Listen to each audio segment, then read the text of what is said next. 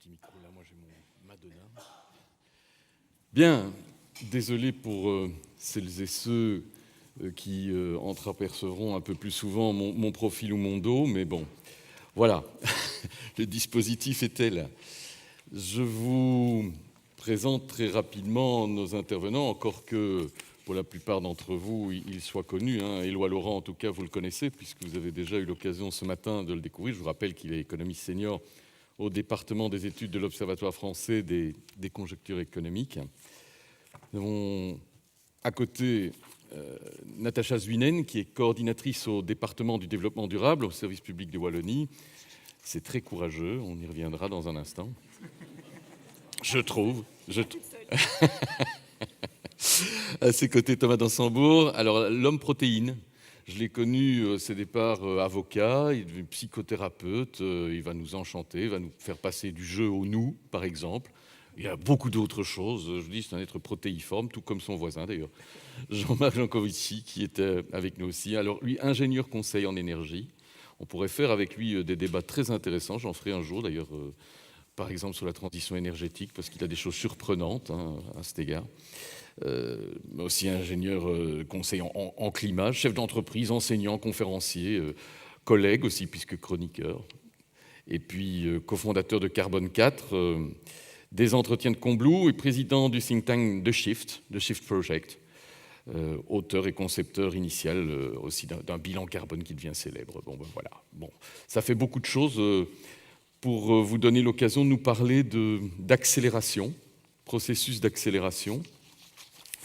Je ne vais pas être vache, je ne vais pas commencer par vous, Madame Zuinen, parce que ce serait pas fair-play, honnêtement. Mais je voudrais peut-être venir vers vous, Jean-Marc Jancovici.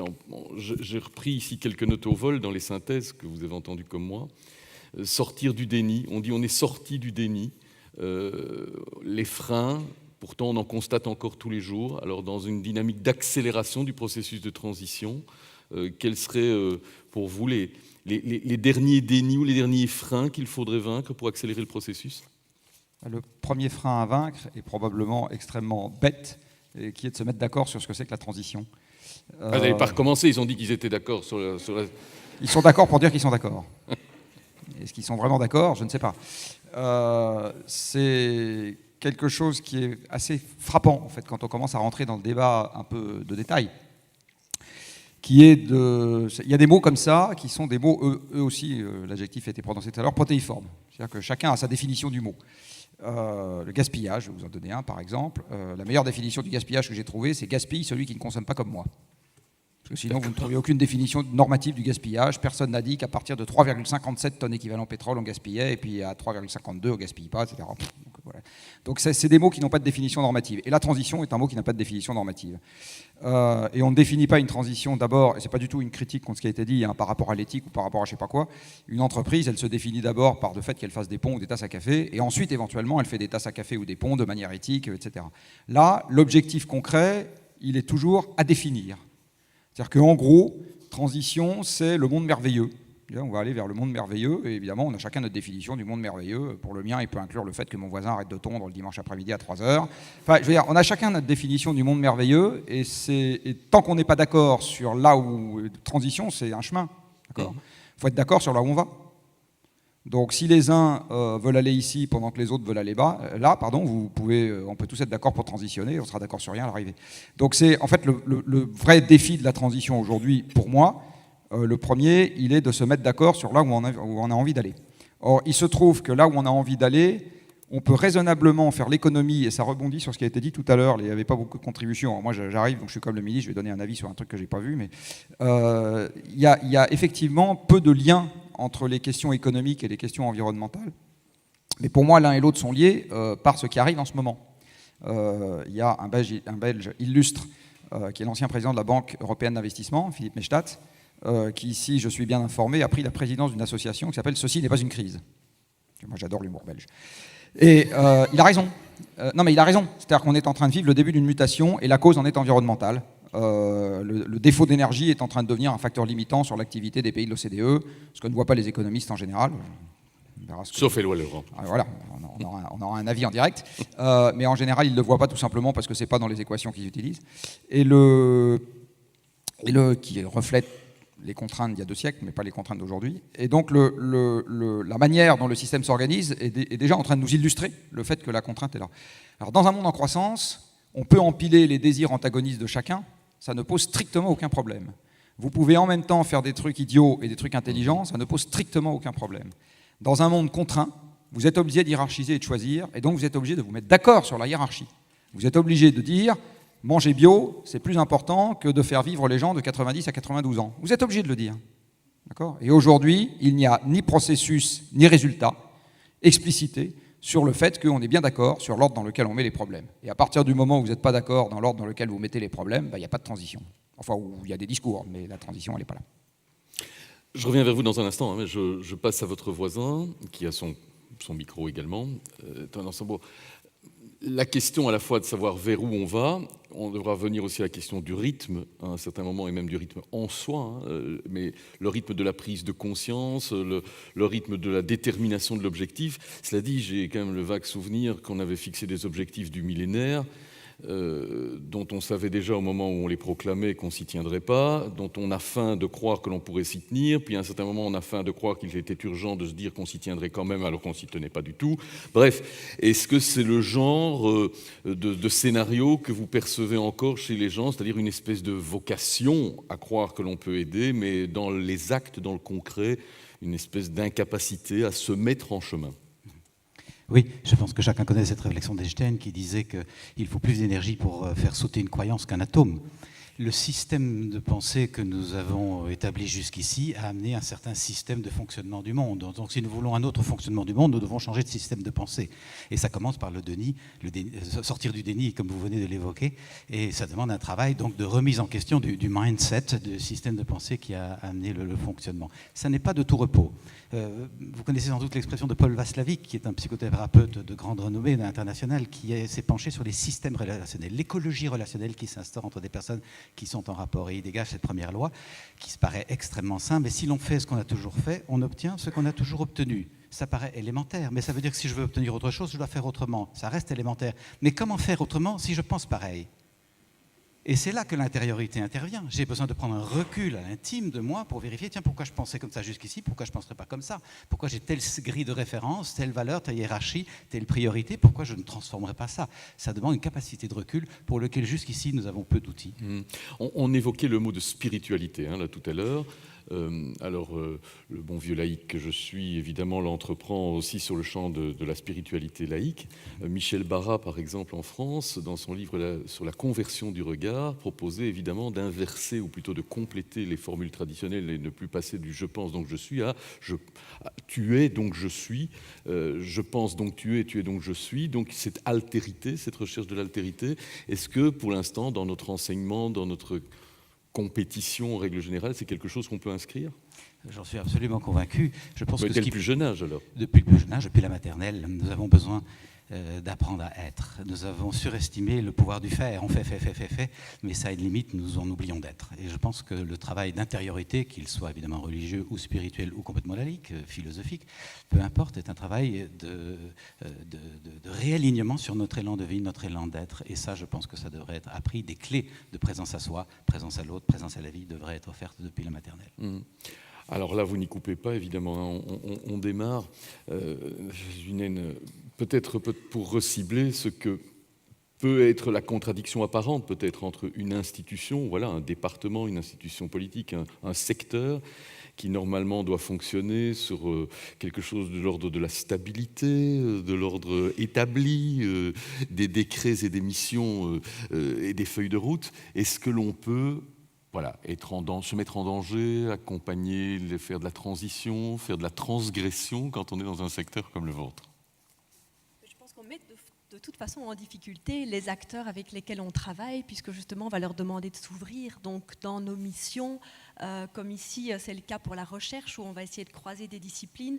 Quand on travaille dans l'administration, on va devoir travailler avec toute une série d'acteurs dans l'administration qui ont eu l'habitude de travailler uniquement sur des questions économiques ou uniquement sur des questions sociales ou environnementales. Et donc on va leur demander de se confronter à d'autres. Et là, de toute façon, voilà, c'est un peu notre rôle de les mettre en difficulté, mais de trouver les conditions dans lesquelles ça peut se faire de façon voilà, où chacun va se retrouver gagnant dans un réseau d'acteurs avec lesquels il n'avait pas l'habitude de travailler. Donc ça, c'est assez essentiel dans la mission d'un département du développement durable. Est-ce que véritablement, avec les transits, parce que vous êtes forcément aussi contrainte de faire avec le facteur transition politique, est-ce que c'est évident, quand les tutelles politiques changent, d'évoluer dans ce type de secteur? Je vais vous poser la question autrement pour être moins piégeant. Est-ce que vous avez plus de facilité à mettre en péril ou en risque, ou comme vous venez de le dire, ou en mouvement, je dirais, top-down, de votre point de vue, en vous adressant aux acteurs de terrain, qu'éventuellement de mettre en péril, en mouvement et en danger ceux qui réfléchissent dans nos enceintes politiques? Il y a d'une part la force de l'institution qui a été créée, et je pense que c'était dit par Éloi Laurent cet après-midi et par d'autres dans les ateliers. On a besoin d'institutions, il faut changer son mode de pensée, mais il faut aussi changer les institutions pour qu'elles puissent accompagner ces modes de pensée, ces modes de fonctionnement. Donc l'institution est là, elle essaye d'être robuste pour être plus pérenne que le monde politique, qui peut lui changer d'orientation. Et par ailleurs, il y a des engagements internationaux assez forts, et il y a prochainement donc un sommet où 17 objectifs de développement durable vont être adoptés, qui s'imposent à toute la planète, à l'ensemble du monde politique. Et ça, je pense que c'est la force du développement durable qui transcende quand même maintenant tous les gouvernements qui se sont mis en place, que ce soit en Belgique ou à l'étranger. Le projet n'est pas une mode, il est là, il est une nécessité pour faire face aux problèmes complexes auxquels nous sommes confrontés. On va revenir dans un instant, mais on va essayer de... Même si je n'étais pas là ce matin, mais j'ai eu tous les échos... Oui, je sais, c'est très mal. J'ai tous les échos de votre exposé, Éloi Laurent, mais pour enchaîner un petit peu sur ce qui vient d'être dit là, est-ce que l'on peut se fixer à brève échéance des calendriers vraiment contraignants? Je blaguais un peu sur les objectifs du millénaire, encore qu'ils mériteraient de ne pas être blagués, mais on voit bien où on en est, que ce soit en termes d'alphabétisation, que ce soit en termes de rupture avec la faim dans le monde, etc. On voit bien qu'on est nulle part, ou pas grand-chose. Non? Vous ne partagez pas ce constat? Je vais répondre à votre question. Enfin, on n'est pas nulle part sur les objectifs du millénaire. Par exemple, sur la question de la réduction de la pauvreté a été réduite par 2 depuis au cours des 25 dernières années dans le monde, telle qu'elle est mesurée par la Banque mondiale. Donc, on n'est pas nulle part. Il y a certains objectifs qui sont atteints, d'autres qui ne le sont pas, et puis il y en a surtout beaucoup qui ne sont pas du tout inclus dans cette liste. Mais pour revenir à votre question et à la problématique un peu générale de cette table ronde, la transition est donc au fond de quel système est-ce qu'on vient et vers quel système on veut aller. Moi, il me semble quand même que les choses sont, en tout cas en tant qu'économiste, ça me semble assez clair. On est dans un monde qui est dominé par, non pas l'économie, mais l'économisme, c'est-à-dire une vision qui évacue, disons, la question des inégalités et la question du moyen et du long terme, donc qui est à la fois centrée sur les plus riches et très court-termiste.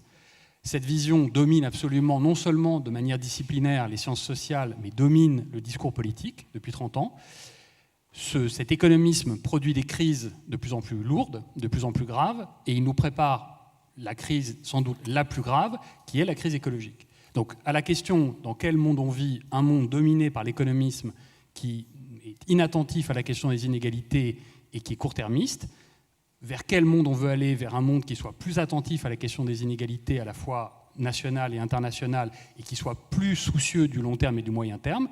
Et le processus s'appelle la transition. Et simplement, cet économisme produit des crises, en effet. Et donc, il ne faut pas rester dans la crise, il faut dépasser la crise. Et le dépassement de la crise, c'est la transition. Donc, c'est, du point de vue de la situation ne me semble pas complètement... Alors, après, la question, c'est comment est-ce qu'on en est arrivé là? Et vers où? Vers où? Vers un monde qui soit à la fois plus juste et plus durable. Ça me semble tout à fait clair. On est dans un monde qui est ravagé par les inégalités, qui font des dégâts absolument colossaux. Donc la question c'est, pourquoi est-ce que cet économisme a totalement oublié la question des inégalités? Et là, il faut faire effectivement l'archéologie de l'économie construite comme science économique, de la fin du 19e siècle jusqu'à aujourd'hui, des différents moments où on a oublié la question de la répartition et des inégalités. Mais cette question-là, elle a été posée par des économistes. Je veux dire, des gens comme David Ricardo, même des gens comme les physiocrates, leur question centrale, c'était la question de la répartition. Simplement, on a décidé à un moment que cette question devenait secondaire. Et donc aujourd'hui, on a le retour en force de l'économie des inégalités. Simplement, le problème, je ne veux pas être trop long, mais le problème de ce retour de l'économie des inégalités, auquel évidemment je suis très favorable, qu'on écoute des gens comme Tony Atkinson, qu'on écoute des gens comme Amartya Sen, qu'on écoute des gens qui ont compris depuis longtemps que les inégalités étaient inefficaces. Elles n'étaient pas seulement injustes, mais inefficaces. Le problème, c'est que l'économie des inégalités aujourd'hui, par exemple, représentée par quelqu'un comme Thomas Piketty, je ne sais pas si vous connaissez Thomas Piketty, c'est un économiste de faible renommée mondiale. Il a écrit un livre que malheureusement personne n'a lu, et bon, c'est vraiment dommage. Et si vous regardez cette pensée-là, en fait, elle est malheureusement, elle fait l'abstraction, elle remet bien les inégalités au centre, mais par contre, elle oublie complètement la question environnementale. C'est-à-dire, vous avez un livre qui s'appelle Le Capital au XXIe siècle, dans lequel il n'est à peu près pas question du tout des écosystèmes, de la biodiversité, du climat. C'est-à-dire qu'en fait, ça est sur le capital au XIXe siècle. C'est la question essentiellement de la finance et du capital manufacturier, et pas du capital humain, du capital social ou du capital naturel. Donc le vrai enjeu aujourd'hui, c'est effectivement de réintégrer les inégalités dans la pensée économique, pour qu'on sorte de l'économisme, mais aussi d'avoir aussi la question de la soutenabilité. Et là, c'est compliqué. Mais sur la question de la transition, c'est la transition le plus loin possible du monde dans lequel les inégalités n'ont pas d'importance et dans lequel le moyen terme est totalement négligeable. Voilà. Vous y reconnaissez, Jean-Marc Jancovici ? Je peux rebondir sur certaines choses que je partage. Je vais vous livrer une anecdote que je tiens d'un de vos confrères, qui s'appelle Jean-Marc Vittori. Et évidemment, je l'aime beaucoup parce qu'il a le même prénom que moi. Donc, c'est un éditorialiste des Échos, donc le journal économique le plus important de la presse française. Un jour où je discutais avec lui sur les modèles économiques, il m'a dit je suis d'accord avec toi que les modèles économiques aujourd'hui sont au premier ordre faux, puisqu'ils ne prennent pas en compte un facteur limitant, qui n'était pas limitant quand l'humanité faisait 500 millions de bonshommes et que la productivité par personne était, je sais pas quoi, 1/30 de ce qu'elle est aujourd'hui, et qui est devenu le premier facteur limitant aujourd'hui, qui est la quantité de ressources naturelles à transformer pour faire du PIB. Et l'énergie de transformation, surtout. Je lui ai dit, bah, c'est super ça, pourquoi tu ne l'écris pas? Alors il se marre, et puis il me dit, tu te rends pas compte de la révolution que ça serait de toute façon pour cette population d'accepter cette idée-là, parce que ça veut dire que le roi se retrouve nu. C'est un peu comme si les physiciens, pendant un siècle et demi, avaient fonctionné en essayant de faire des modèles qui violent le premier principe de la thermodynamique. Mais que ça n'ait pas empêché qu'on les invite partout dans les médias, etc. Et puis au bout d'un siècle et demi, ils se rendent compte, ah, merde, j'ai oublié un truc là quand même, il faut que je reparte de zéro. Jamais. Ça n'arrivera jamais. Donc là où je me retrouve, c'est qu'aujourd'hui, on a un système qui est grippé avec un modèle de représentation qui était la bonne dérivée partielle il y a un siècle et demi, qui n'est plus du tout la bonne dérivée partielle aujourd'hui, et donc qui est incapable de nous aider à penser l'avenir. Ce sont des outils qui sont incapables, déjà ils ont du mal à expliquer le passé, et ils sont incapables de nous aider à penser l'avenir, et en particulier l'avenir de moyen et de long terme. Ils n'ont absolument pas cette capacité. Donc après, je reviens sur ce que j'ai dit. Se donner des objectifs, il faut être un peu précis, sinon on court toutes les chances de ne pas savoir où on va. Alors, je vais prendre un exemple extrêmement concret. Mais vraiment très concret. Je dirige aujourd'hui une entreprise qui fait 26 personnes. Et je dis, je veux la faire grossir. Bah, si je veux la faire passer de 26 à 28 dans 5 ans, ce n'est pas vraiment le même projet que si je veux la faire passer de 26 à 5000 dans 5 ans. Vous êtes d'accord ? Dans les deux cas, j'ai utilisé le même verbe. Je veux que ça grossisse. Donc, tant qu'on est dans les verbes non quantifiés, on n'a rien dit. J'insiste, on n'a rien dit. On n'a rien dit. Quantifier, c'est un exercice très difficile, parce que ça oblige à hiérarchiser. Ça oblige à dire combien, quelle priorité, qu'est-ce que je fais et du coup, qu'est-ce que je ne fais pas. Comme disait le poète, hein, choisir, c'est renoncer. Donc, et tout ça, c'est des choses qu'on n'avait pas besoin de faire, j'insiste, dans un univers en croissance. Donc tant qu'on est dans l'univers en croissance qui a été la règle depuis un siècle et demi, avant ce n'était pas le cas. Hein. De l'an 0 à l'an 1000, la croissance n'existe pas, on n'a pas besoin de la promettre dans les programmes électoraux. De toute façon, il n'y a pas d'élection à cette époque-là. Il y a peut-être un rapport entre les deux. Donc voilà, on n'est pas de problème. Ça fait un siècle et demi qu'on la connaît, enfin un peu plus. Soit dit en passant, ça date de l'apparition des combustibles fossiles, hein, la croissance. Ceci a un lien avec cela, c'est juste qu'on a été capable de mettre de plus en plus de machines au travail, et donc de faire un PIB de plus en plus important, puisque c'est les machines qui font le PIB aujourd'hui. C'est le laminoir qui lamine, c'est pas l'ouvrier sidérurgiste. C'est le camion qui transporte, c'est pas le conducteur de camion. Hein, donc le système dans lequel on vit, aujourd'hui, on a des outils de représentation qui ne nous aident pas à voir où sont les points de grippage et les points de crispation.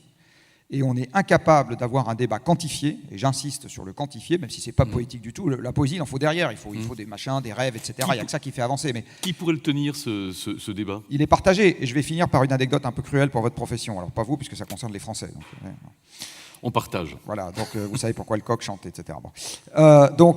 Ça concerne les Français. Il y a un chercheur français qui fait un sondage sur la compréhension qu'ont les Français de l'effet de serre pour le compte de l'ADEME, qui est donc l'agence française qui s'occupe des économies d'énergie. Ça fait 15 ans qu'il le fait, donc il a un début de série longue. Aujourd'hui, vous avez un Français sur 3 qui pense que M. Jean-Pascal Van Diepersel raconte des bêtises. Il y a 15 ans, il y en avait 1 sur 3. Qu'est-ce que les médias leur ont appris? Rien.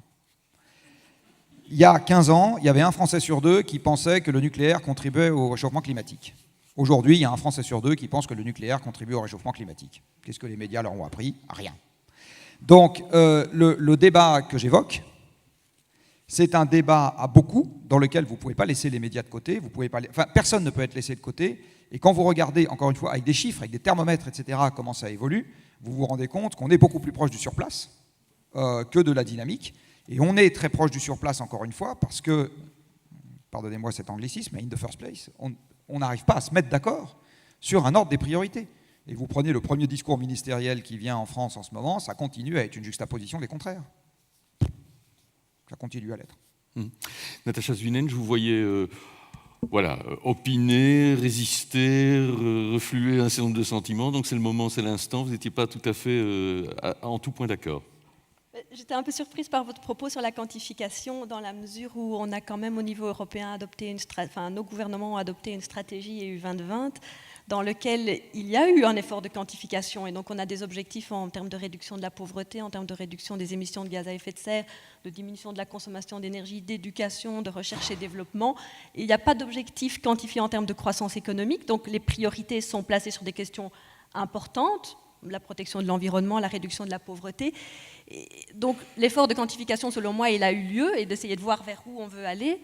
Néanmoins, force est de constater qu'en effet, ces objectifs-là ne sont pas connus et qu'aujourd'hui, même le monde politique qui s'est engagé à les atteindre, il prête peu d'attention et on pense stratégie EU 2020, croissance et emploi éventuellement, mais alors que l'agenda est finalement plus large et on ne s'y est pas tenu. Alors qui est responsable, je ne sais pas, certainement très collectif. Mais donc voilà, moi j'étais un petit peu en désaccord par rapport au fait que l'effort de quantification il a été fait selon moi. Éloi Laurent et puis Thomas Dansembourg. Sur le cas de l'Union européenne, alors là, les indicateurs, c'est vraiment pas un très bon exemple parce que l'Union européenne aujourd'hui, la stratégie UE 2020 est très sympathique et on espère qu'on va l'atteindre un jour. Mais l'indicateur qui gouverne l'Union européenne aujourd'hui, c'est le déficit public en pourcentage du PIB. Et on est prêt à sacrifier absolument tout, y compris l'adhésion des citoyens européens à la construction européenne, qui est un projet vieux de 50 ans et qui a pour objectif la paix sur notre continent, qui n'est quand même pas une petite affaire. On est prêt à mettre des pays à feu et à sang pour atteindre l'objectif de 3% du déficit en pourcentage du PIB, avec 2 indicateurs qui sont mauvais. C'est une erreur dans l'erreur, c'est-à-dire le déficit public comme indicateur de l'action publique, c'est un indicateur extrêmement mauvais. Considérer que c'est 3%, c'est une limite totalement mystique. Et en plus en pourcentage du PIB. Bon. Et si vous voulez, quand on parle de la nécessité d'avoir de nouveaux indicateurs, essayons d'être pratiques, puisque l'idée c'est comment accélérer la transition. Accélérer la transition, c'est choisir les bons indicateurs par rapport aux objectifs qu'on se fixe. Le problème, c'est que le monde économique, si vous voulez, n'est pas une page blanche. Il est gouverné par les indicateurs. On est gouverné par les indicateurs, mais des mauvais indicateurs. Mais on est gouverné par des indicateurs. L'Union européenne aujourd'hui est gouvernée par les indicateurs. Personne ne peut résister à cette puissance-là. Tout le monde fait des politiques économiques absurdes depuis 5 ans pour atteindre ces indicateurs-là. Et ça finira par détruire l'Europe. Donc, pour moi, l'Europe, c'est vraiment l'image même d'un continent gouverné par un indicateur économiciste ou économiste au sens, non pas de l'économie, de l'économisme absurde et qui provoque des dégâts collatéraux énormes sur le reste de la réalité sociale. Réplique, je sens que tout le monde souhaitait réagir. Brève réaction et puis on repasse à vos voisins.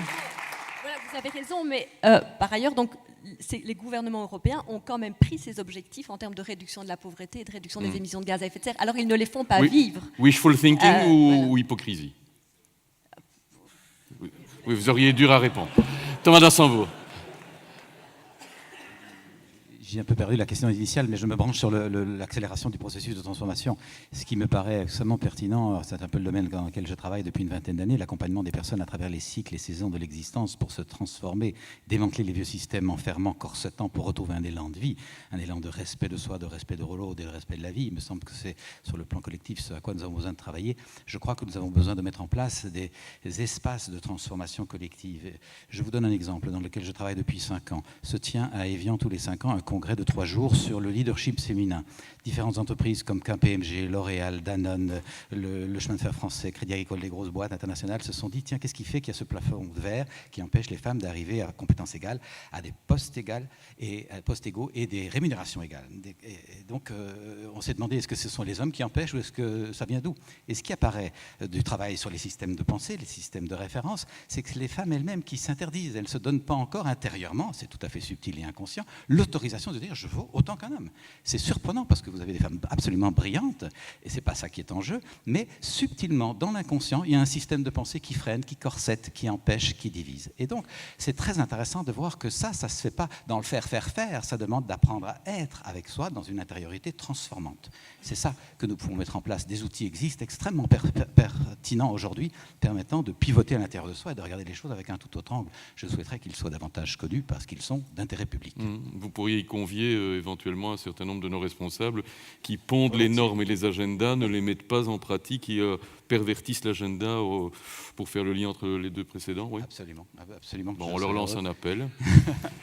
Je crois qu'il court trop vite. Et puis j'en profiterai pour inviter quelques-uns de mes collègues et moi-même, histoire de devenir plus performant. Je vous voyais réagir aussi, et forcément. Oui, alors, la première chose que je vais dire, c'est que si les émissions de CO2 baissent en Europe en ce moment, c'est que l'Europe n'a pas fait exprès, mais qu'elle est contrainte. Vous ne le savez peut-être pas, mais la production pétrolière mondiale n'augmente quasiment plus depuis 2005. Et l'Europe est passée par son maximum de consommation de pétrole en 2006. C'est-à-dire 2 ans avant Lehman Brothers. Plus les pays, et vous allez écouter l'ordre dans lequel je vais les donner, étaient dépendants du pétrole en 2007, plus dure a été leur chute depuis. La Grèce était dépendante à 60% du pétrole dans son approvisionnement énergétique global en 2007. Boum. L'Espagne, 50%. Boum. L'Italie, 50%. Boum. L'Irlande, 50%. Boum. Le Portugal, 50%. Boum. Ils ne l'ont absolument pas fait exprès. Ils voulaient la croissance comme tout le monde. Le gaz européen a perdu 10%, 11 plus exactement, depuis 2005. C'est le déclin de la mer du Nord. C'est un déclin géologique. Il va continuer. Donc pétrole et gaz font les 2 tiers de l'approvisionnement énergétique européen, bien qu'en France, on ne se focalise que sur le reste. Donc la baisse du CO2, et par ailleurs le charbon est aussi en baisse de production en Europe, et les marchés, les échanges internationaux ne sont pas si importants que ça. Donc la baisse du CO2 en Europe, ce n'est pas parce que l'Europe le veut, c'est parce qu'elle n'a plus le choix. Ça n'empêche absolument pas, quand vous regardez la cohérence interne de l'Europe, j'adore l'Europe par ailleurs, je pense que c'est là qu'il faut chercher la solution à nos problèmes. Mais en attendant, il faut lui donner le bon mandat, il faut lui donner la bonne feuille de route. Quand vous regardez la juxtaposition des objectifs, dans le même temps que vous dites aux gens qui sont aux manettes du côté économique, faites des plans de long terme cohérents avec le problème, vous avez un tout petit machin qui s'appelle la DGComp, qui vous dit surtout qu'on ne donne aucune garantie à personne. La concurrence, il n'y a quand même que ça de vrai. Il y a la possibilité à tout moment et tout le temps de faire rentrer n'importe qui pour faire n'importe quoi. C'est quand même comme ça que le consommateur est content. Donc dès que vous êtes sur des infrastructures de long terme et que vous laissez la DGComp entrer quelque part, vous êtes à peu près sûr de retrouver le bordel à l'arrivée. Ça marche très bien dans l'électricité. C'est en train de raisonnablement bien marcher dans le train. C'est en train de raisonnablement bien marcher dans un certain nombre de secteurs industriels.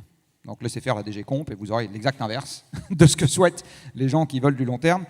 C'est pas juste une blague ce que je suis en train de dire. Donc on est dans une juxtaposition sans vision, j'insiste, parce qu'on sort d'une époque facile où les choix n'étaient pas nécessaires.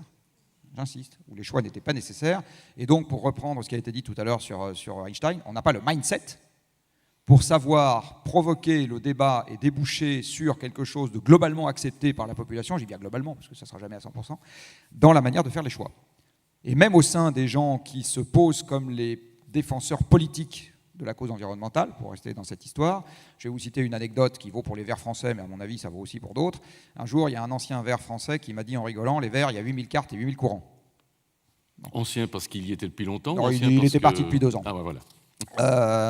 Chez les Verts, il y a 8000 adhérents et 8000 courants. Bon, Donc ils savent tous contre quoi ils sont et ils ne sont pas d'accord entre eux sur ce pourquoi ils sont. Or, quand vous gouvernez, vous devez être d'accord sur pour. Vous n'êtes pas d'accord sur contre, on s'en fout. Ça n'a pas beaucoup de valeur. Donc et aujourd'hui, j'insiste, il est très difficile de savoir pourquoi on est.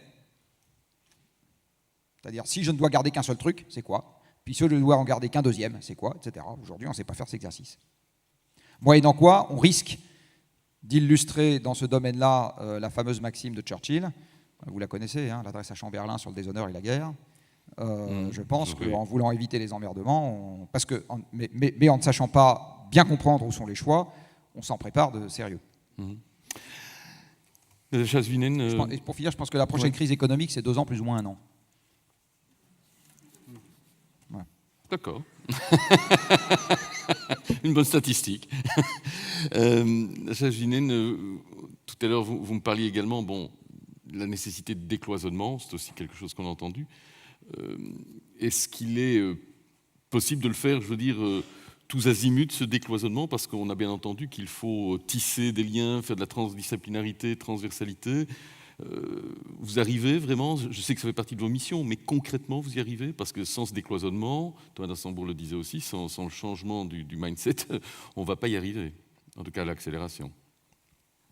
Je pense que voilà, c'est quelque chose qu'on essaye de faire, mais voilà, en Wallonie, c'est récent, je voulais citer, parce qu'on parlait de la Flandre tout à l'heure, j'ai vu notre collègue qui a un département équivalent en Flandre et qui est aussi chargé du développement durable au niveau fédéral.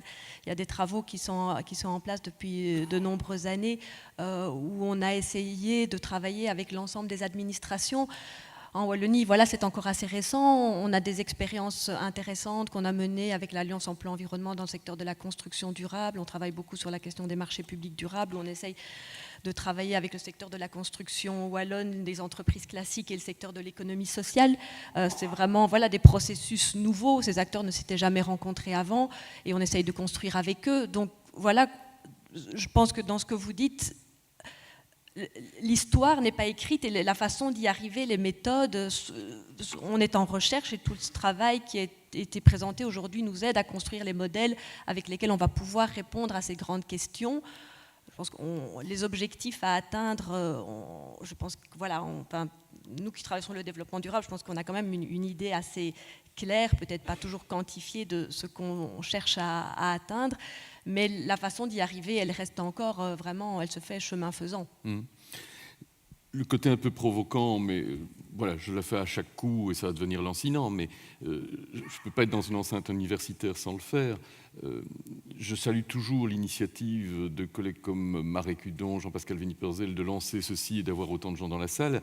En même temps, on sait bien que les chercheurs, pour leur trajectoire de carrière, sont basés sur des rapports à leur secteur défini, ils sont jugés par leurs pairs dans leur secteur, c'est la publication et le degré de publication dans ce secteur qui va influer sur leur carrière, c'est pas la transdisciplinarité qui paye. Ça, c'est vraiment faux. C'est-à-dire que, tout dépend de... Non mais sérieusement, tout dépend de l'objectif qu'on se donne. Mais moi, tous les grands économistes que je connais, et y compris qui ont eu le prix Nobel, sont des gens qui se sont toujours intéressés aux autres sciences et qui ont toujours été très seuls dans leur approche et qui ensuite sont devenus adulés de tout le monde. Mais il y a 2 catégories de chercheurs. Il y a les paranoïaques et les schizophrènes. Alors, donc... Vous êtes où? Moi, je suis plutôt schizophrène. Donc, les paranoïaques, c'est des gens qui sont totalement retranchés dans leur discipline et qui pensent que les autres disciplines sont non seulement fausses, évidemment, mais surtout nuisibles, et que donc ils essayent de s'en protéger par tous les moyens. Donc, ça, c'est la logique de la bunkérisation. Il y a beaucoup d'économistes qui font ça, et donc ils sont paranoïaques. Et puis, les bons économistes sont schizophrènes, c'est-à-dire qu'ils ne peuvent pas s'intéresser à l'économie sans s'intéresser à au moins une autre discipline. Donc, par exemple, des gens comme Amartya Sen, c'est des gens qui ne pensent l'économie qu'en rapport avec la philosophie. Des gens comme Elinor Ostrom, c'est des gens qui ne pensent l'économie qu'en rapport avec la science politique. Des gens comme Daniel Kahneman, c'est des gens qui ne pensent l'économie qu'en rapport avec la psychologie. Voilà, donc, à mon avis, les grands chercheurs sont des schizophrènes. La réciproque n'est pas forcément vraie. Donc voilà, donc je ne pense pas. Je pense qu'au contraire, je pense que l'histoire des sciences, tous les grands économistes étaient des rebelles à leur époque. Adam Smith était un rebelle, était un punk, était un révolutionnaire quand il a écrit La richesse des nations. Et à vrai dire, tous les gens qui ont changé la discipline étaient à la fois des schizophrènes et parce qu'ils se souviennent, en fait, tout simplement que l'économie procède de la philosophie politique et que c'est quand on a voulu faire de l'économie une science économique qu'on a tout oublié, mais l'économie, c'est l'économie politique. C'est ça, l'économie. Donc l'économie, elle est d'emblée plurielle et toutes les stratégies de bunkérisation conduisent simplement à une médiocrité absolue de la recherche. Donc les grands économistes, les grands chercheurs sont des schizophrènes. Donc moi, je ne pense pas du tout, peut-être des affaires de carrière à très court terme, mais l'influence intellectuelle est absolument déterminé par le fait qu'on s'intéresse à plusieurs choses à la fois. Je vous suis, mais alors j'ai pratiquement la désespérance de constater que beaucoup de recteurs et de doyens doivent être parfaitement parano.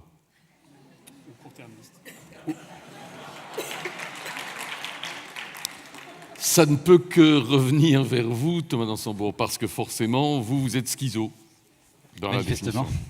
Et vous encouragez, vous le rejoignez. J'encourage la schizophrénie.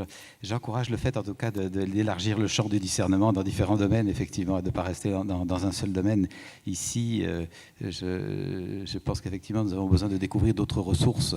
Et on l'a évoqué au départ, que innover, c'est transgresser. Et je pense que des grands innovateurs qui ont apporté des changements géopolitiques considérables, comme Gandhi, pour prendre un des premiers promoteurs de la paix, Mandela, plus proche de nous, et en passant par Václav Havel, sont des gens qui ont été dehors la loi, qui ont été emprisonnés, qui ont été contre le système en place au prix même de leur propre existence. Et s'ils ont réussi à faire des transformations phénoménales qui suscitent l'admiration de tous, c'est qu'ils ont développé une vie intérieure extrêmement profonde, leur permettant de démanteler les pièges de l'ego qui voudrait se venger et avoir raison, et trouver un état de paix intérieure suffisant pour être contagieux.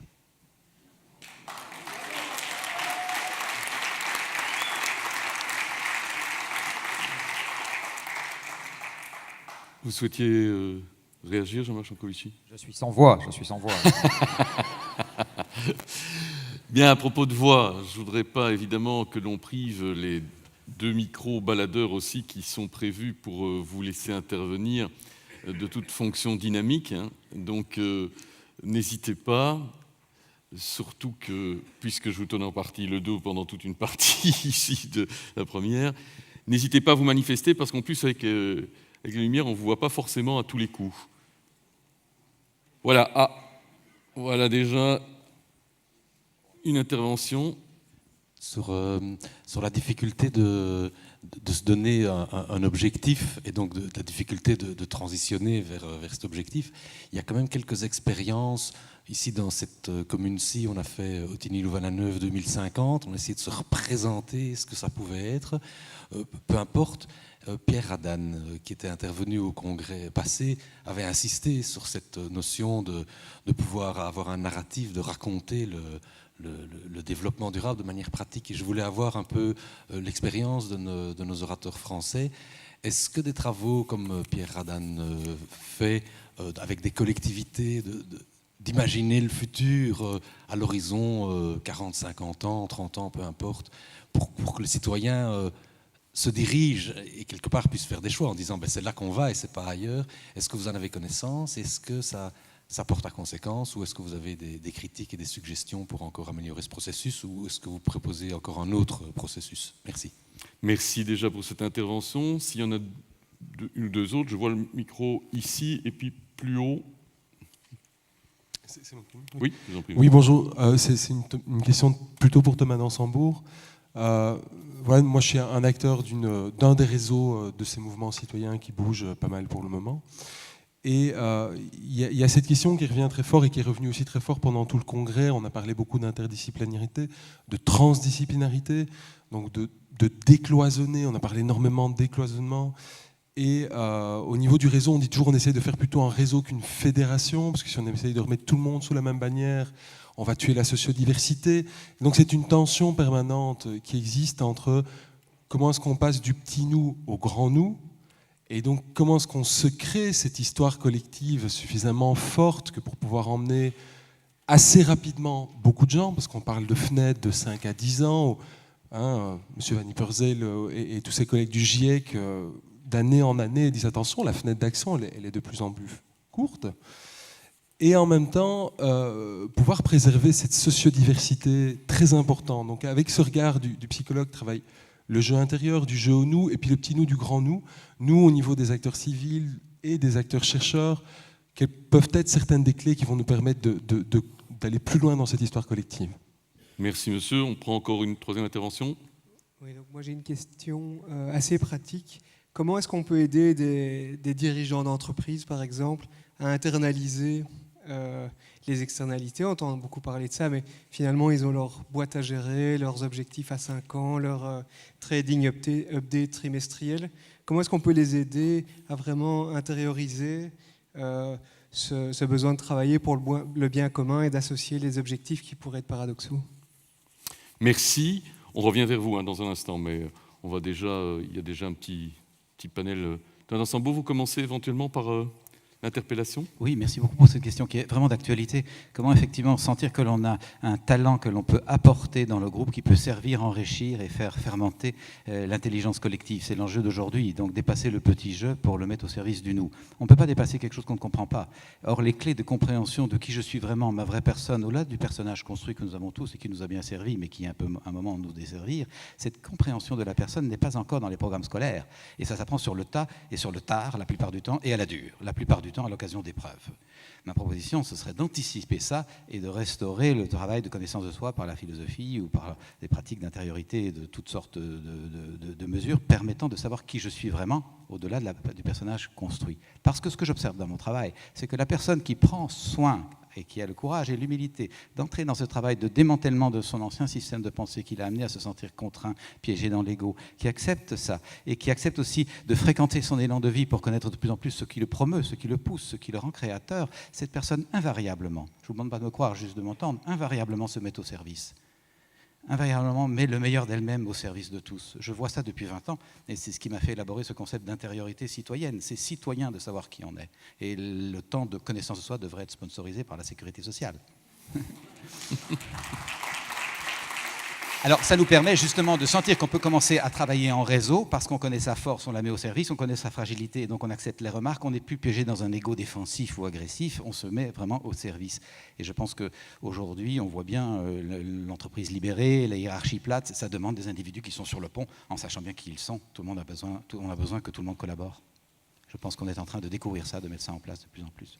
Ce qui permet en partie, d'ailleurs, j'imagine, pour vous d'intervenir aussi sur cette dernière question très concrète sur comment aider les dirigeants d'entreprise à intérioriser le sens du collectif dans leurs objectifs. Je peux vous témoigner que je n'aurais pas cru que de mon vivant, les enjeux de connaissance de soi, gestion des émotions, empathie pour l'être qu'on est, empathie pour l'autre, sortiraient du domaine du développement personnel et de la thérapie et arriveraient dans des comités de direction et des conseils d'administration.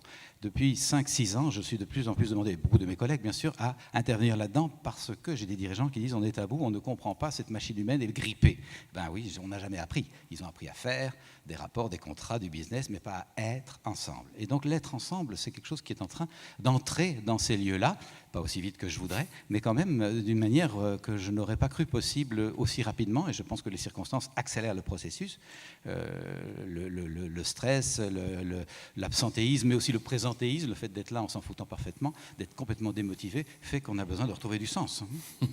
Et donc on rejoint l'enjeu du sens. J'espère qu'on n'en est pas là. J'espère qu'on n'en est pas là. Est-ce que vous êtes là?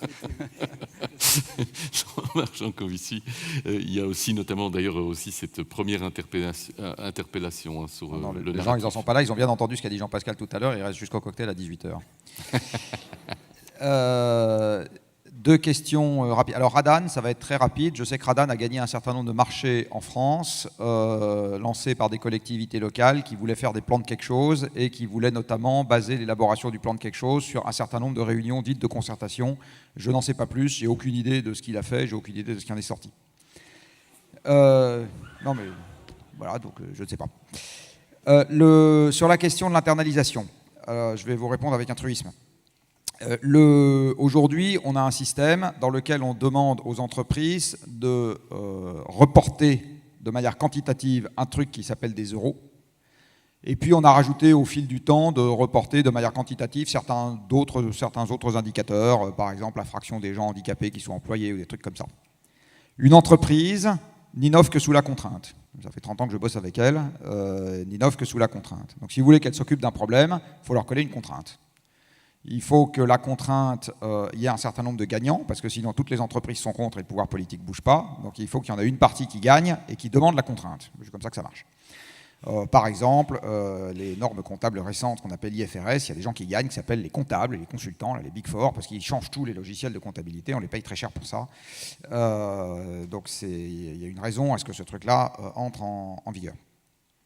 Si vous voulez qu'ils tiennent compte d'externalités qui sont... Alors, la première chose dont ils ne vont pas pouvoir tenir compte, c'est tout à la fois. Donc j'en reviens à ma définition d'objectif tout à l'heure. Si vous voulez faire 5000 trucs à la fois, vous ne ferez rien. Hein? Si vous voulez faire 5000 trucs à la fois, vous ne ferez rien. Si vous voulez faire, non pas 5000, mais quelques trucs, je sais pas, on dit qu'on s'occupe par exemple sérieusement du CO2, de l'eau, de la biodiversité, puis je peux aller encore à un quatrième truc, puis on s'arrête là. Eh bien, à ce moment, vous n'avez pas d'autre choix que de mettre en place un indicateur et de mettre en place un système qui, petit a, avantage les gens qui sont du bon côté de la barrière avec cet indicateur, et petit b, désavantage les gens qui sont du mauvais côté de la barrière avec cet indicateur. Et quand je dis désavantager, il ne s'agit pas de les désavantager un peu. Vous pouvez par exemple interdire aux sociétés cotées de rester sur un marché si elles ne satisfont pas à tel critère sur tel indicateur. Vous pourriez dire qu'une boîte qui ne diminue pas ses émissions de gaz à effet de serre de 3% par an est retirée du marché coté. Enfin, vous pouvez tout imaginer. Il faut le faire. D'accord ? Il ne suffit pas de dire les amis, continuez à ne compter que les euros et ne soyez jugés par les analystes financiers que sur les euros et n'arrivez à la barre du tribunal de commerce que si les euros sont dans le rouge, parce que c'est ce qui se passe aujourd'hui. Et occupez-vous sérieusement d'autre chose. Ils ne le feront jamais. Moi, le premier, je suis chef d'entreprise. Jamais je le ferai. Je m'en fous complètement. Donc, si vous voulez que les gens le fassent, internalisent les externalités, il ne faut pas dire faites des savants calculs, réalisez que vous faites du mal aux écureuils et aux poissons. Ils s'en foutent complètement. Il faut leur dire il y a une règle. Et si vous la transgressez, vous terminez en tôle ou vous avez une pénalité qui fait que vous ferez de beaucoup plus mauvaises affaires que si vous ne respectez pas la contrainte. Et il n'y a que ça qui marchera. Que ça. Voilà. Et après, y a des gens qui gagneront, et puis il y a des gens qui perdront, et l'économie a toujours fonctionné comme ça. Le bâton et la carotte. Pardon ? Le bâton et la carotte. Il faut dire ce qu'on veut et faire le système qui va avec. Enfin, je veux dire, c'est tellement... J'ai honte de dire un truc aussi élémentaire. Allons. Un moment de honte est vite passé. Éloi Laurent, non ? Sur les interventions ? Non ? On retourne vers vous. Le micro qui nous arrive et qui va se passer latéralement. Bonjour. Alors, je voudrais interpeller M. Dansembourg. Vous avez parlé d'abord du séminaire d'Évian avec la question des femmes. On y vient. Et si l'on fait ce qu'on a toujours fait, on obtient ce qu'on en a toujours obtenu, hein, j'ai bien noté. Et comment on peut faire autrement ? Alors, est-ce que les femmes, elles veulent jouer dans le jeu des hommes tel que ce jeu est ? Nous, on voudrait qu'il change, mais surtout, on veut contribuer à ce changement. Et j'ai 2 propositions extrêmement pratiques et concrètes. Je propose, parce qu'il y a dans ce congrès de très nombreuses femmes ressources, alors que pour le prochain congrès académique, tous les panels des plénières soient paritaires, parce que de toute façon, il n'y a pas de problème. Je vous dis, dans les sessions, la parité, elle y était. Et idem pour tous les débats de la RTBF. Monsieur Kakelberg, vous pouvez prendre le programme du congrès. Vous avez là toute une liste de personnes ressources, des femmes ressources que vous pouvez interviewer. Vous avez un très beau choix. Et je vous invite à consulter ce programme. Je n'y hésiterai pas.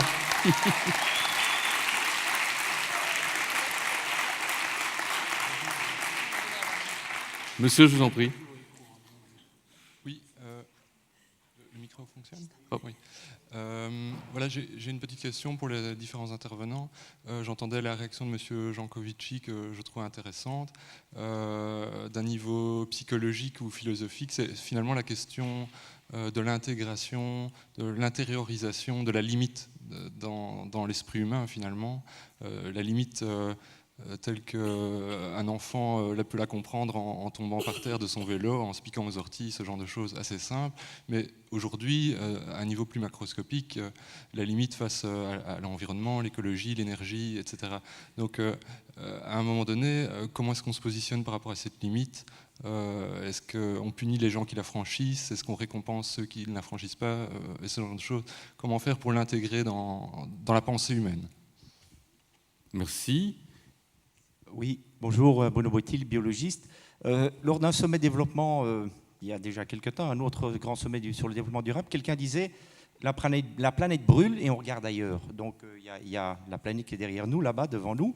Est-ce qu'aujourd'hui, on n'est pas dans une position où on continue à la regarder, on la regarde, mais on la regarde brûler? Et alors, par rapport au manque de priorité, je voudrais demander à monsieur qui nous disait qu'on avait du mal à justement prioriser les actions et quelles seraient justement ses priorités? Sur quel point il interviendrait? Il a parlé par exemple du CO2 et il a parlé de la biodiversité. Aujourd'hui, c'est la journée internationale de la biodiversité. C'est certainement un des critères limites qui a explosé. On est dans le rouge. Au niveau des changements climatiques aussi, on est dans le rouge. Et vous savez, il y a 9 critères là, dont on a parlé dans ce graphique. Il y en a 3 ou 4 qui sont carrément dans le rouge et qu'on explose. Justement, est-ce que ça ne pourrait pas, par exemple, faire l'objet d'une prioritisation? Merci pour ces nouvelles interpellations. Éloi Laurent?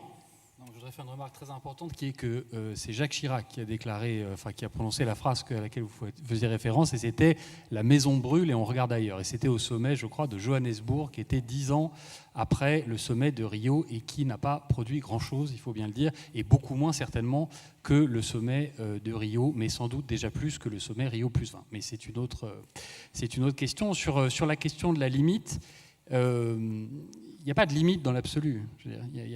En démocratie, la limite, c'est ce qu'on négocie comme étant la limite. Donc si on dit qu'on peut accepter un degré d'inégalité sociale très important parce qu'on considère que ça ne nous pose pas de problème d'avoir un réchauffement qui va jusqu'à 3 degrés, ce sera donc, si vous voulez, ce que j'essayais de dire ce matin, c'est que cette idée des limites absolues de la biosphère, c'est en partie une illusion. En tout cas, si on pense que la transition, c'est l'obéissance par rapport à la limite, je pense qu'on se trompe lourdement. La limite, c'est un choix. Ce n'est pas quelque chose d'absolu. Donc, c'est une différence entre l'enfant, puisque ça a été pris comme exemple.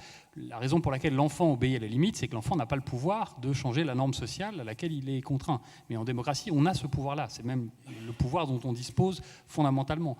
Donc, la question, ce n'est pas les limites physiques de la biosphère, c'est le degré d'inégalité qu'on accepte ou pas. Et ça, c'est un choix et c'est une délibération.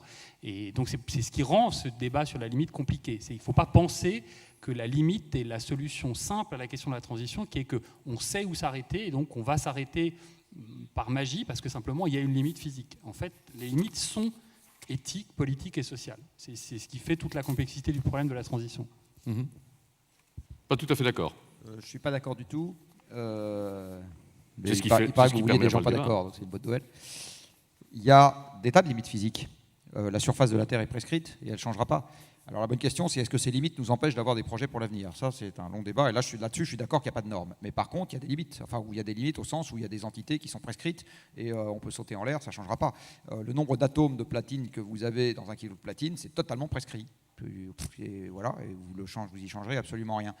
Je rappelle encore une fois que l'économie que nous avons sur Terre n'est rien d'autre que de la transformation de ressources naturelles. Donc dès que vous avez des ressources naturelles, vous avez des lois physiques quelque part, et ces lois physiques nous limitent. Donc il y a des limites absolument partout. Simplement, on ne les représente pas.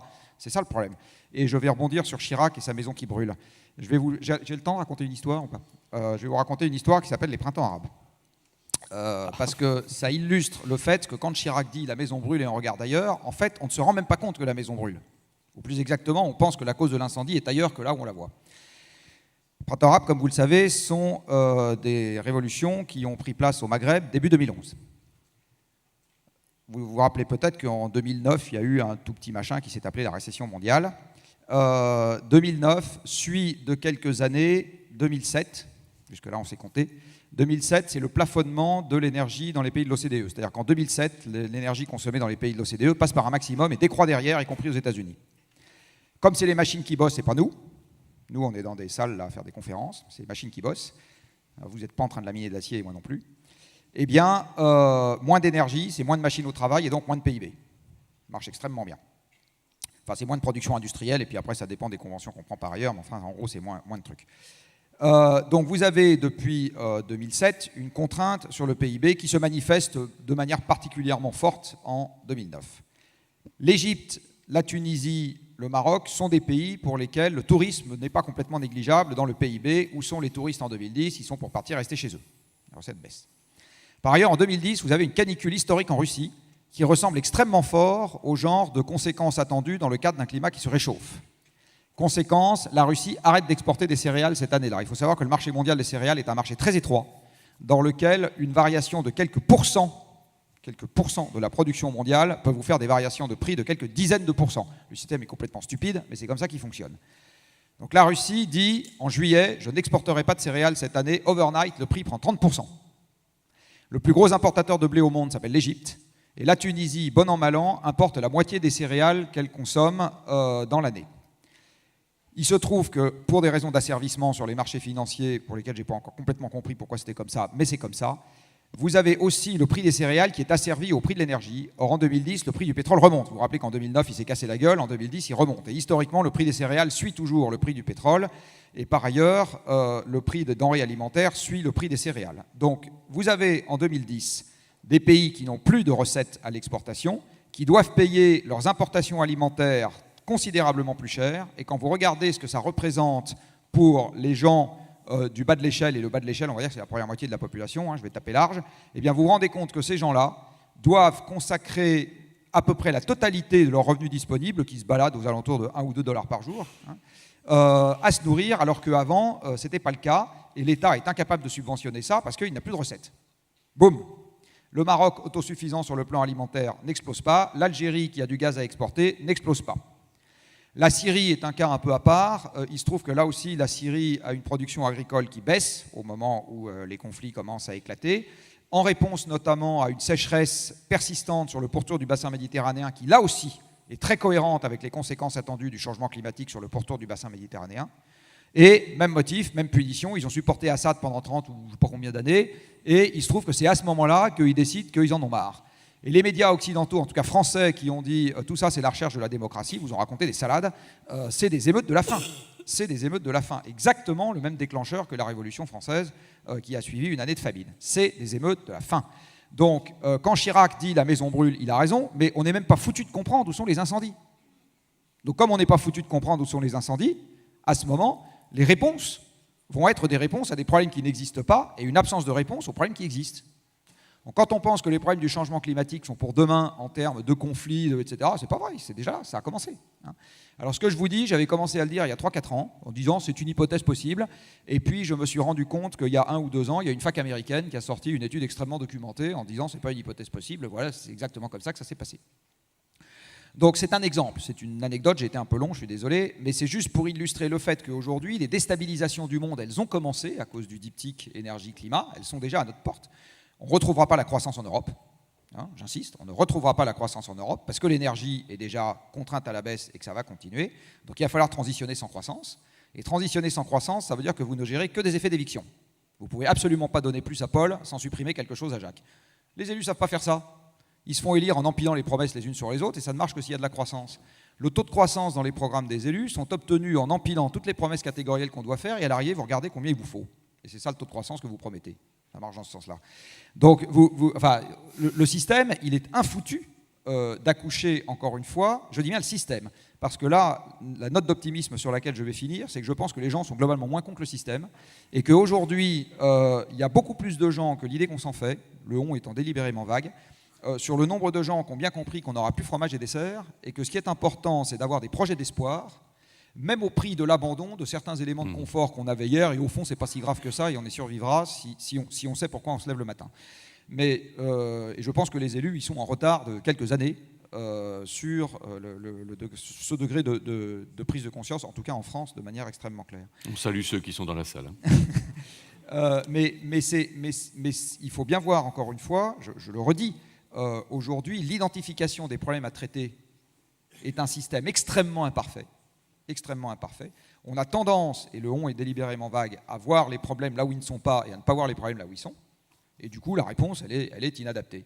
Voilà. Et si dans un bateau qui est au vent des récifs par force 8, vous pensez que le premier problème à traiter, c'est l'assaisonnement de la cuisine, pas sûr que ça se terminera bien. Thomas d'Ansembourg. Il y avait sans doute de quoi réagir, et puis il y avait au minimum une question, enfin interpellation qui vous concernait.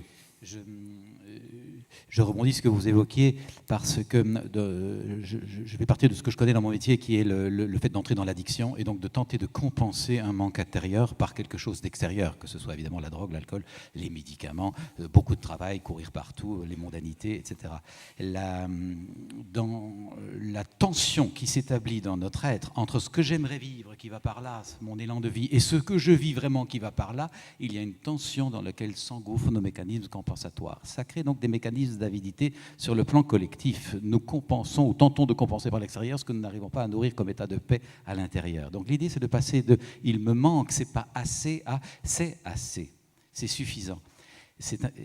Ça demande effectivement une sobriété intérieure, pour reprendre l'expression de Pierre Rabhi, qui nous permet de goûter ça. Et je voudrais élargir la notion d'avidité, de mécanisme d'accaparement à la planète. Vous connaissez sans doute le philosophe Patrick Vivray, qui a le mérite d'être aussi un des grands argentiers de l'État français, conseiller à la Cour des comptes de Paris, et qui dit ceci: l'essentiel des problèmes que l'humanité rencontre peuvent connaître une solution à condition de comprendre qu'ils n'ont pas trait à l'ordre de l'avoir, mais à l'ordre de l'être.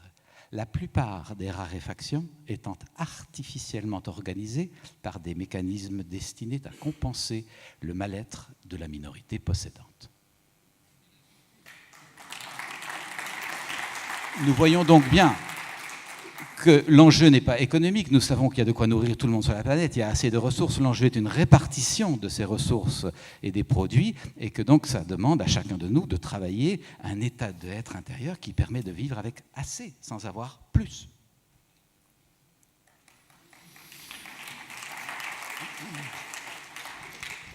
Vous souhaitiez réagir, Natacha Zunine? Un petit mot par rapport à une question qui a été évoquée par la salle sur la question des priorités, où je pense que dans une approche de développement durable, il y a quand même un risque à se fixer des priorités, même si ça peut peut-être être concilié. C'est qu'il ne faudrait pas essayer de poursuivre un seul objectif comme celui de la lutte contre le réchauffement climatique, mais en occasionnant des dégâts sur la diversité biologique ou en empêchant une réduction de la pauvreté importante dans le reste du monde. Et donc, voilà, on doit vraiment garder cette approche large et la question des priorités peut parfois mettre à mal la volonté d'essayer de progresser. Donc vous ne vous retrouvez pas dans la priorisation de Jean-Marc Jancovici? Non. On l'a bien compris. On l'a bien compris. Vous n'aurez pas la croissance du PIB et la réduction des déséquilibres écologiques. Donc plus on se goberge à court terme, et plus dur sera... C'est très exactement ce qu'avait dit Meadows il y a 40 ans. Relisez The Limits to Growth. C'est magnifique. C'est le plus beau travail de dynamique des systèmes que je connaisse. Donc on n'aura pas fromage et dessert, j'insiste. On retourne vers vous, monsieur. Une question pour monsieur Éloi Laurent. Monsieur Jancovici évoquait la question de la quantification. Il y a pas mal de choses qui sont quantifiées tout de même dans tout ce dossier de la transition. Il y a notamment ce chiffre qui a été avancé par l'ONG Carbon Tracker, qui conclut que si on veut avoir une chance raisonnable de ne pas dépasser trop de degrés Celsius de hausse de la température moyenne de surface, etc., il faut que 2/3 à 4/5 des réserves de combustibles fossiles prouvées restent définitivement sous le sol, ne soient jamais exploitées. Or, ces réserves, elles sont évidemment appropriées, soit par des États, soit par des multinationales du secteur, ces États étant en eux-mêmes en général très proches d'une entreprise capitaliste. En d'autres termes, il me semble qu'il flotte sur tout ça un parfum d'actifs toxiques, mais à très très grande échelle. Si je ne me trompe, il y a eu une estimation financière de ce que représentait cette bulle de carbone, comme on l'appelle aujourd'hui. Je crois que c'est une estimation d'une société de conseil financier, société française, Chevreux, si je me souviens bien du nom, qui a avancé le chiffre de 2800 milliards de dollars pour estimer cette bulle carbone. Donc dans le monde des économicistes, comme vous l'avez dit, qui pensent à court terme et qui pensent en termes d'inégalité sociale, quelles pensez-vous que pourraient être les solutions que ces cerveaux-là inventeraient pour tirer ces entreprises ou ces propriétaires d'actifs toxiques de ce mauvais pas? Merci.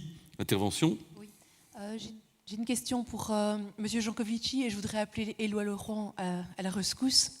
En revenant sur la question du rôle des entreprises, Si nous pensons qu'effectivement quelque chose se passe au niveau des individus et nous cherchons à être plutôt qu'à avoir ou à faire, doit-on considérer que les entreprises agiront toujours seulement sous la contrainte, qu'elles sont uniquement là pour maximiser le profit des actionnaires, que nous n'avons pas à regarder d'autres formes d'entreprises avec des droits de propriété différents? Je parle ici des entreprises sociales qui démontrent qu'il est possible d'entreprendre autrement.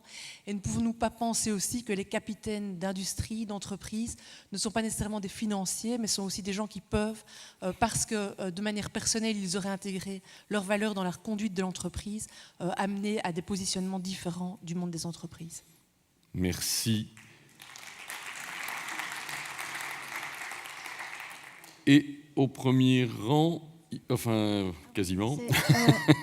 Non, c'était. Pardon. Merci pour ce débat très très intéressant. Alors je voulais poser une question à Monsieur Dansaincourt. Dansembourg. Je voudrais savoir comment ça se fait dans notre imaginaire collectif, dans nos pays riches. Comment se fait-il que les grands engagements mondiaux pour les enfants, comme la Convention relative aux droits de l'enfant, ou comme la Déclaration universelle pour un monde digne des enfants, qui comporte un objectif, quand même, le 10e objectif, qui est clairement protéger la nature pour les enfants, comment se fait-il que ces grands objectifs, ces grands engagements pour lesquels le monde entier s'est engagé au niveau des Nations Unies, comment se fait-il qu'ils ne sont pas évoqués dans les discours politiques, dans les écoles, dans les universités, comme des fondements? Parce que je pense quand même que sur le débat des priorités, ou pourquoi est-ce qu'on se lève le matin, quand même les droits des enfants, l'avenir des enfants, pour moi, ça vous fait vous lever le matin dans la bonne direction, ça fixe les priorités. Alors en termes de CO2, de santé, ou peu importe, si on réfléchit sur cette base, on peut fixer des priorités, je pense. Merci madame, je vous en prie. Oui, je voudrais aller tout à fait dans le même sens que Claudine. Pour ce qui est de la façon dont nous parlons du multilatéral et du travail multilatéral des Nations Unies notamment, il y a aussi un travail de la société civile au niveau mondial, mais nous n'avons pas de système de rechange au niveau global. Et je pense qu'il y a un danger actuellement. Autant c'est très important de parler et de valoriser et d'améliorer les initiatives locales, autant il ne faudrait pas jeter le bébé avec l'eau du bain. On ne va pas vers du top-down au niveau de la planète, bien sûr, mais de là à parler, Monsieur Laurent, comme vous l'avez fait, de la succession Rio-Johannesburg, Rio+20, il se fait que par hasard j'étais aux trois de ces événements. Je pense qu'on ne peut pas faire ça comme ça. À Rio, le mur de Berlin venait de tomber. On était dans l'euphorie. On a fait, je pense, du très très bon travail. À Johannesburg, ce sont les tours jumelles de New York qui venaient de tomber. Il y avait des bruits de bottes dans les couloirs. On a aussi fait un travail fantastique de redresser la barque et de continuer à promouvoir un certain nombre de choses, dont par exemple le changement des modes de production et de consommation. Il y a eu vraiment là un embryon d'engagement qui n'a pas arrêté de se développer et qui continue à se développer pour mettre ce thème à l'agenda international. Et à Rio+20, ce qui est né, c'est le concept d'objectif de développement durable pour la planète, remplaçant les objectifs du millénaire. C'est évidemment encore quelque chose d'assez maladroit, d'assez contradictoire. C'est une douzaine d'objectifs pour la planète, avec un grand nombre de cibles, mais je veux dire, ou bien on croit dans un Deus ex machina qui va arranger tout ça, et dans une main invisible qui va arranger tout ça et qui va faire que les peuples travaillent ensemble, ou bien on regarde le système de l'ONU tel qu'il est et on s'attache à donner du sens et du contenu au peu de ce qu'il nous donne comme espérance de paix pour la planète. Merci. Voilà, bon, il y a déjà... De quoi? On recommence par la question d'Anne Gouzet? Oui, alors moi je vais répondre à 3 questions. Donc la première question sur le carbone, la deuxième question sur les entreprises et la troisième question sur la valeur respective des sommets internationaux sur l'environnement. La première question, en effet, effectivement, l'idée, le consensus, c'est qu'il faut laisser les 2/3 des réserves dans le sol. Et la question, et alors je reviens sur l'idée de la limite, là on voit très bien en fait, c'est ce qu'on appelle le budget carbone. D'accord ? Le budget carbone, en l'occurrence, peut être calculé de façon différente. Il est aussi calculé dans les rapports du GIEC, mais le budget carbone, c'est par rapport à la température que vous visez. Donc vous voyez déjà que la limite est flexible. C'est-à-dire que vous pouvez avoir un budget carbone qui est variable par rapport à la température qui va résulter du fait d'utiliser plus ou moins de ce budget carbone. Et après, donc, premier point où la limite est totalement variable. Et là où la limite est encore plus variable, c'est la question de la répartition. C'est-à-dire que ce budget carbone, une fois qu'on a dit ça, reste la question cruciale, qui paye ? Et donc, qui prend la part qui lui revient ou pas, et comment on calcule les parts respectives de ce budget carbone ? Et ça, c'est la question clé de la COP21. Et c'est une question de justice, ce n'est pas une question de limite physique. C'est une question purement de justice. Et tant qu'on n'aura pas effectivement posé la question en termes de justice climatique, on aura beaucoup de mal à progresser sur ce débat. Alors après, la question, c'est est-ce que c'est plus efficace, par exemple, de raisonner de façon avec des restrictions quantitatives d'émissions, comme le fait le protocole de Kyoto, où on assigne des cibles, en tout cas pour certains pays dans le protocole de Kyoto, donc dit de l'annexe 1, où on assigne des cibles de réduction de l'émission. Ou est-ce que c'est plus efficace d'assigner un prix du carbone ? Et moi, je suis personnellement partisan du fait qu'on passe à une logique de prix, et pas une logique, et qu'on ne reste pas dans la logique quantitative. Et donc, pour que ce budget carbone soit effectivement respecté, je pense qu'il est plus raisonnable de raisonner en termes de prix du carbone. Et le prix du carbone, pour revenir précisément à votre question, qui était la question des entreprises et de la façon dont les entreprises peuvent ou pas internaliser cette question, il y a plein d'entreprises aujourd'hui qui internalisent précisément. C'est-à-dire qui font en sorte de prendre en considération le fait que le prix va augmenter et qui, du coup, recalculent leurs actifs par rapport à ça. Donc il y a à la fois des phénomènes de bulles, mais il y a aussi en fait une réflexion très intéressante sur le prix du carbone qui se développe, à la fois au sein des États et par les entreprises, via les entreprises, et qui, je pense, est très prometteuse. Enfin, donc le message, grosso modo, c'est il serait temps de passer dans les négociations climatiques d'une logique de volume et de quantité à une logique de prix. Et du point de vue économique, ça aurait toutes sortes d'avantages, mais je n'ai pas le loisir de développer ici. Sur la question des entreprises, oui, vous avez parfaitement raison. C'est-à-dire que Milton Friedman disait le but social d'une entreprise, c'est de faire du profit. Et le Code civil français dit à peu près la même chose. Si vous voulez. Donc c'est un peu inquiétant. C'est-à-dire qu'il y a toute une réflexion, moi c'est pas ma spécialité, mais il y a toute une réflexion en France sur la façon dont il faut redéfinir l'objet social de l'entreprise. Et il y a de très bons ouvrages là-dessus et de très bons chercheurs là-dessus qui montrent simplement que l'objet social tel qu'il est défini ne convient pas à ce que doit faire une entreprise. Et donc il faut tout simplement réfléchir à l'idée, en effet, à la fois du rôle d'une entreprise par rapport à la cohésion sociale, par rapport au moyen terme, etc. Donc se réapproprier le long terme par l'entreprise. Et je ne veux pas être trop long, donc je vais finir par votre remarque. Je pense qu'on est en désaccord. Si vous me dites que Rio+20 est un sommet qui a produit une déclaration à la hauteur de ce que Stockholm a produit ou de ce que Rio en 1992 a produit, je suis en désaccord formel. La déclaration de Rio+20 est quelque chose d'absolument illisible, qui pour moi a très peu de sens.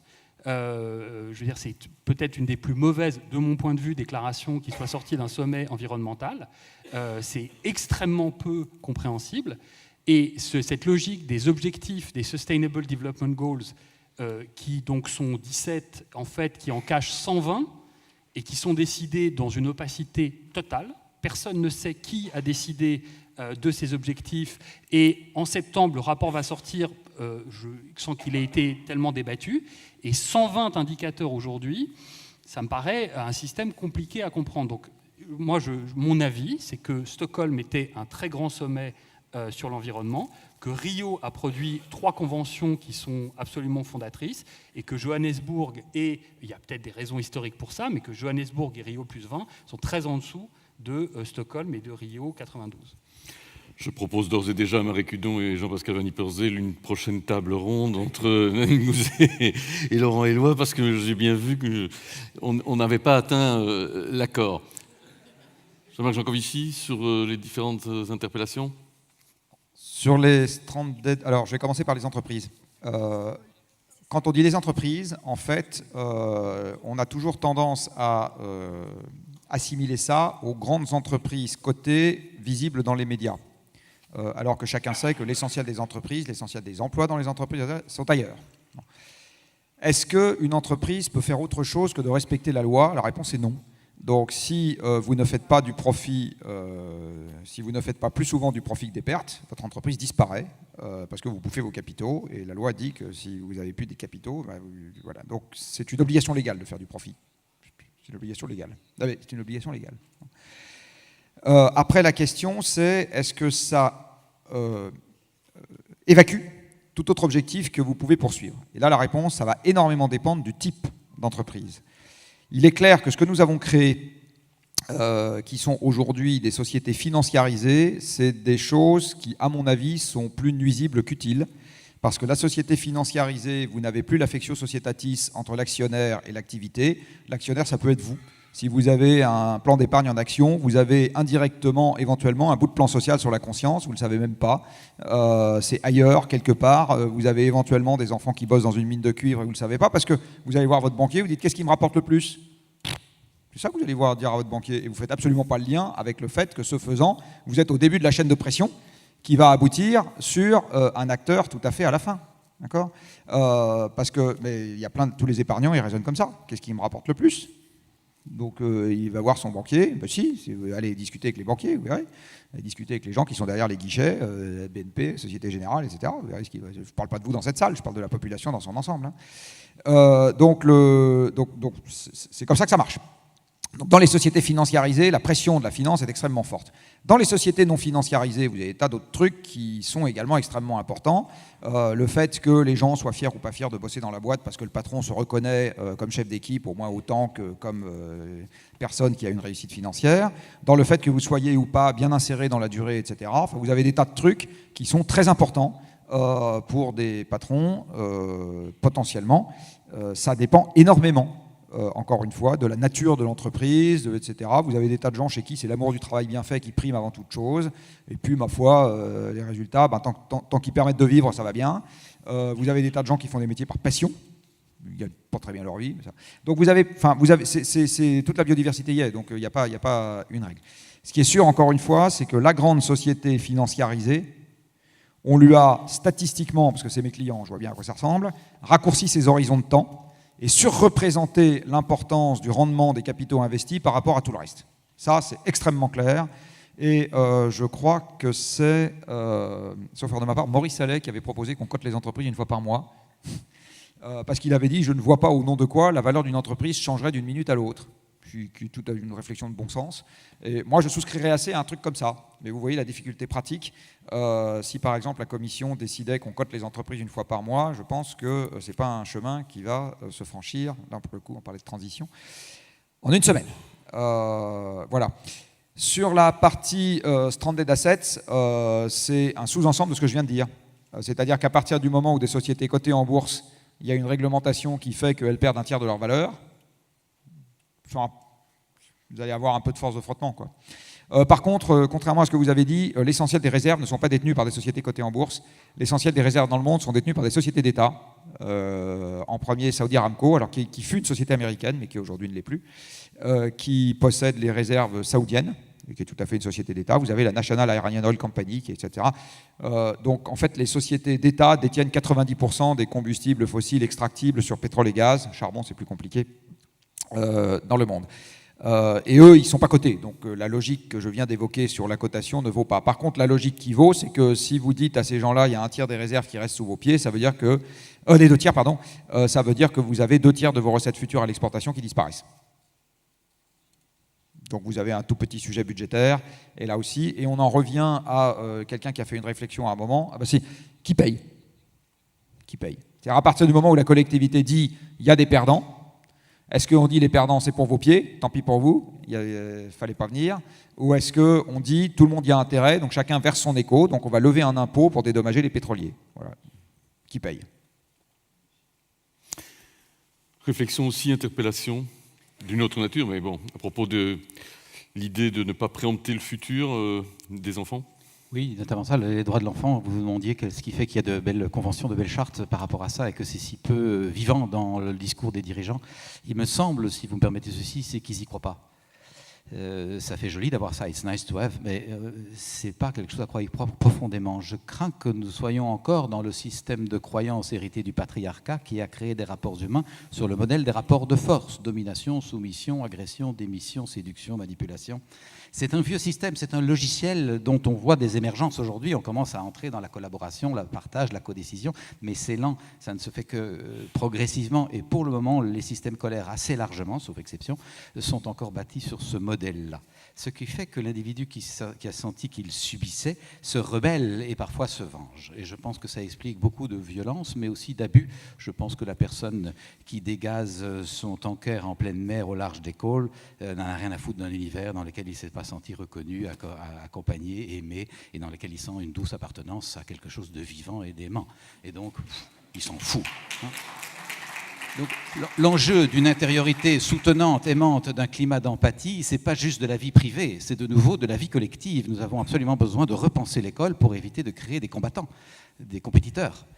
Créer de la collaboration, du partage, de l'entité. Ça me permet de répondre à ce qu'évoquait la dame là, sur la question de ce congrès sur le leadership féminin. Et évidemment que l'idée, c'est pas que les femmes copient les hommes, mon Dieu, c'est que nous puissions ensemble apporter dans le management ce qu'on appelle en général les valeurs féminines, qui sont aussi bien portées par les hommes que par les femmes d'ailleurs, mais qui sont l'intuition, la collaboration, l'écoute, l'empathie, la capacité à partager la décision, la collégialité. Et l'on voit que effectivement, dans les statistiques, les conseils d'administration dans lesquels il y a au moins 30 à 40% de femmes prennent des décisions qui sont plus durables, qui sont plus acceptées par le personnel et qui apportent davantage de bénéfices. Il y a effectivement un ressenti immédiat dans le chiffre d'affaires. Je trouve juste intéressant d'imaginer ça, enfin, de réaliser ça. Alors je vois qu'on est à une transition où effectivement, personnellement, je suis un indigné par rapport au système éducatif qui, à mon avis, corsette la créativité de l'essentiel de nos contemporains. Des études ont été faites aux États-Unis. Un enfant entre à l'école avec presque 100% de créativité. Quand il sort à 20 ans de ses études universitaires, il lui reste que 10%. Échantillon fait sur des milliers de personnes. Je trouve vraiment urgent de revisiter ça, parce qu'aujourd'hui, devant les défis du monde, on a absolument besoin que tout le monde ait trouvé sa créativité, son élan et le goût de contribuer. Donc je nous encourage, ça c'est de la transgression, de l'accélération de la transition, avec la transgression nécessaire pour ça, à encourager la transformation des systèmes éducatifs pour créer la collaboration, le partage, le soutien, et donc la sensation d'appartenir à un monde merveilleux auquel nous pouvons chacun apporter notre pierre. Le temps a couru fort vite. Souhaiteriez-vous rajouter quelques mots-clés pour définir votre priorisation, disait-on, dans cette accélération de la transition? Bon, allez-y, Natacha Zunin. Je pense que par rapport à chacun d'entre nous, on est confronté tous les jours à des obstacles, justement dans la relation à l'autre, qui est compliquée au quotidien. Et je pense qu'on ne doit pas abandonner et qu'un congrès comme celui-ci nous donne beaucoup d'énergie pour se dire que je pense qu'on est quand même dans la bonne voie et que face à ces obstacles, voilà, on doit persévérer et se réunir plus souvent pour s'encourager et échanger sur les méthodes et les modèles qui peuvent tous nous être utiles pour avancer. Persévérer, échanger, se voir. Éloi Laurent. Le mot-clé, c'est vraiment pour moi, c'est le mot de justice. Je pense que c'est la clé absolue pour accélérer la transition, c'est la justice. Je voudrais juste terminer sur une note informative. La Californie vient de décider de ce qui est à mon avis la première mesure à effet immédiat de restriction d'usage d'une ressource naturelle dans une grande région du monde, qui est le fait de réduire tout de suite la consommation d'eau de 25%. C'est une décision, je pense, très importante, prise par le gouverneur de Californie. Et ce qui est très intéressant, c'est que cette décision est modulée par un critère de justice en fonction de la consommation d'eau. C'est-à-dire que dans certains endroits, c'est 25% pour l'État, mais dans certains endroits, c'est 36% de réduction. Pour d'autres, c'est moins 8%, parce qu'il y a des villes plus riches que d'autres, parce qu'il y a des villes qui sont plus avancées aussi dans l'économisation de la ressource. Donc voilà, donc je pense que ce qui se passe en Californie aujourd'hui, qui est dans sa 4e année de sécheresse, qui est confrontée à une question brutale de transition en termes de consommation d'eau, on est encore loin du compte parce que, par exemple, il y a tout le secteur agricole qui est exempté de ces restrictions, mais on commence quand même à avoir une réflexion de transition juste et de restriction des comportements humains qui peut être possible par la transition juste. Donc c'est un élément à la fois intéressant et de curiosité, disons, et d'espoir peut-être. Justice et audace. Thomas d'Ansembourg. Oui, Éducation. Je pense que nous n'allons pas par miracle apprendre à respecter la nature autour de nous sans avoir appris à respecter notre nature intime à l'intérieur de nous. Et que des choses émergent aujourd'hui pour donner une couleur d'espoir profonde. Ici, j'ai eu l'occasion de travailler avec l'école de management de Grenoble, qui est une des 10 bonnes écoles de management de France, qui a instauré dans son programme pour les élèves, les futurs managers, des cours de connaissance de soi, après que toute l'équipe, 250 personnes, professeurs, administrateurs, se soit formée à cette approche aussi par cohérence. Et aujourd'hui, je suis avec d'autres, un des membres fondateurs de la chaire de Mindfulness et paix économique dans cette école. Donc l'idée, c'est que le management de demain pourrait très bien se faire de façon profitable pour tout le monde, mais d'une façon qui ne soit pas dans l'hostilité, la compétition, mais dans la paix économique. Je pense que nous pouvons donc voir déjà des signes de cette nouvelle conscience qui émerge. Merci. Jean-Marc Jancovici. Projet, peut-être, est le mot qui me viendrait le plus à l'esprit, parce que quand on est à peu près d'accord sur là où on veut aller, en général, on devient assez rapidement d'accord sur la manière d'y aller. Hein. Donc, aujourd'hui, s'il y a de tels débats sur comment transitionner, etc., c'est qu'au fond, on continue à ne pas avoir un objectif partagé explicité. Un objectif partagé explicité s'appelle un projet. C'est aussi bête que ça. Donc ce qu'il faut, c'est arriver à faire émerger un projet qui soit partagé par un nombre suffisant d'électeurs, parce que je rappelle qu'on vit en démocratie. Donc 75% des émissions mondiales, enfin un peu moins maintenant parce que la Chine a progressé sur le fait de démocratie, 70 à 75% de la consommation mondiale, donc de l'atteinte mondiale à la biodiversité, parce que ça va en gros à peu près ensemble, c'est le fait de démocratie. Donc il y a un sujet qui s'appelle le projet. Et une fois qu'on est d'accord sur un projet, on est d'accord sur l'ordre dans lequel on a mis les priorités et on est aussi assez facilement d'accord sur la manière d'y parvenir. Donc on manque de projet aujourd'hui. Alors moi je pourrais vous proposer le mien, mais ce n'est pas le but du jeu ici. Merci en tout cas d'avoir les uns et les autres accepté d'échanger, de partager, de mettre cela en dynamique. Excellente continuation, pause, et puis on se retrouve pour Skype, séance Skype. Merci à vous tous.